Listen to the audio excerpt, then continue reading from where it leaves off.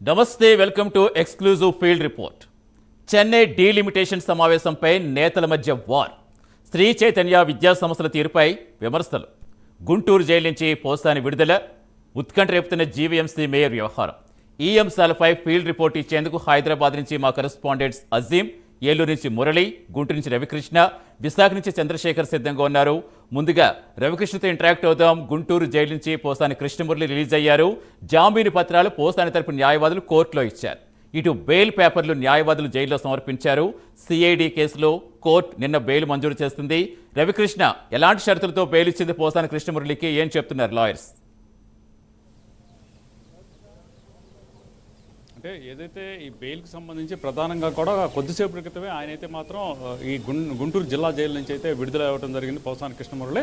దీనికి సంబంధించి ప్రధానంగా కూడా ఆయనకైతే మాత్రం బెయిల్ కొన్ని షరతులతో కూడినటువంటి బెయిల్ అయితే ఇవ్వడం జరిగింది. ప్రధానంగా ఏదైతే ఆయన ఎప్పుడైనా సరే విచారణకి సహకరించాలి, అదేవిధంగా కూడా ఈ కేవలం ఈ విచారణతో మాత్రమే కాకుండా కూడా ఏవైతే గతంలో ఉన్నటువంటి కేసులు ఏవైతే ఉన్నాయో వాటికి సంబంధించి ఆ పోలీసులు కనుక నోటీసులు ఇచ్చినటువంటి సందర్భంలో ఆయన మాత్రం అక్కడికి రావాలి అని తెలియజేయటం కూడా జరిగింది. అలాగే బిఎన్ఎస్ సెక్షన్ 35 ప్రకారం మాత్రం ప్రధానంగా ఆయన ఎప్పుడైనా సరే ఈ పోలీసులు కానీ సంబంధిత అధికారులు కానీ ఆదేశాలు ఇచ్చిన వెంటనే కూడా నోటీసులు ఇచ్చిన వెంటనే కూడా అటెండ్ కావాలి అని చెప్పడం జరిగింది. ప్రతి మంగళ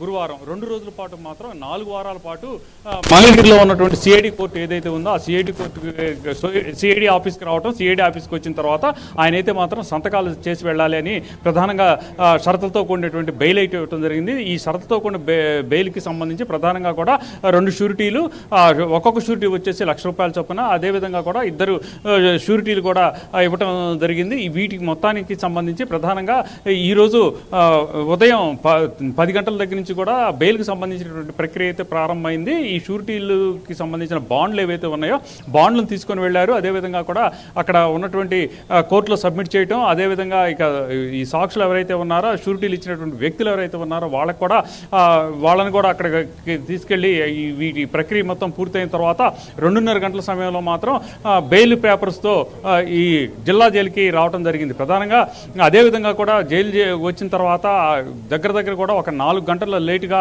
ఇక్కడ ఆయన అయితే విడుదల చేసినటువంటి పరిస్థితి అయితే కనపడింది.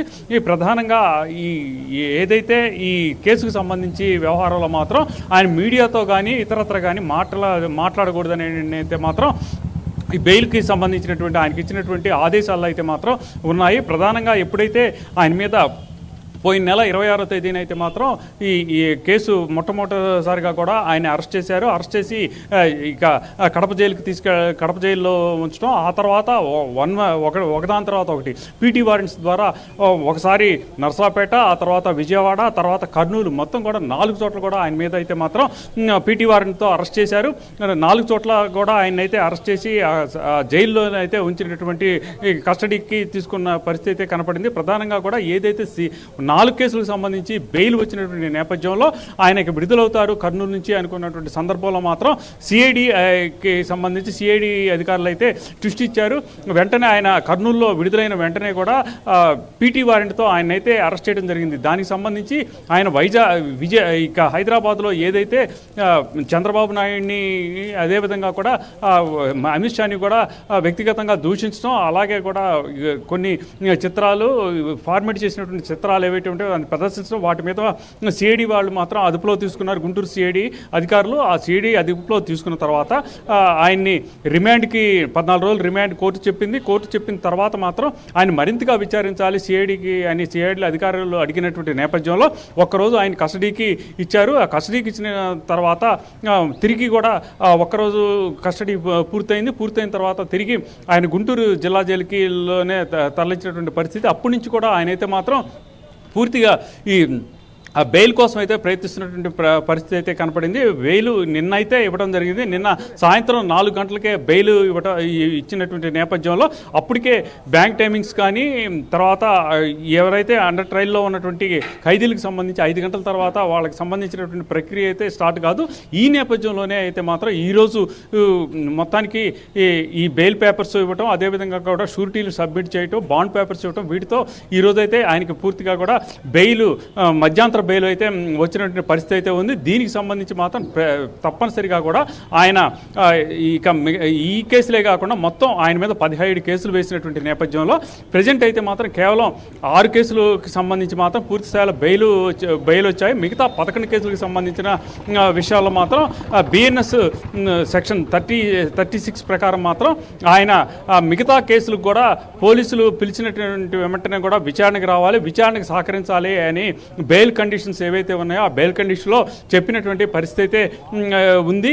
ఇదే విధంగా కూడా ఆయనకి సంబంధించి ఇక అరెస్ట్ అనేది మాత్రం ఉండకపోవచ్చు. ఎందుకంటే ప్రధానంగా కూడా ఆయనకి సంబంధించి ఈ కేసులు ఏవైతే ఉన్నాయో ఆ కేసుకు సంబంధించి విచారణ చేసేటువంటి పరిస్థితి అయితే ఉంటుందో విచారణకు సహకరించాలి.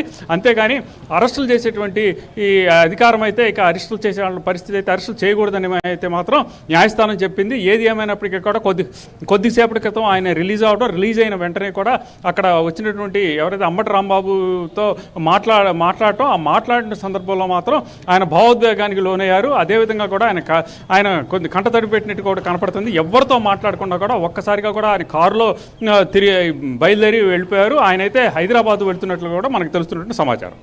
Right, thank you Ravikrishna. So మొత్తంగా పోసాని కృష్ణమురళి అయితే రిలీజ్ అయ్యారు. ఇక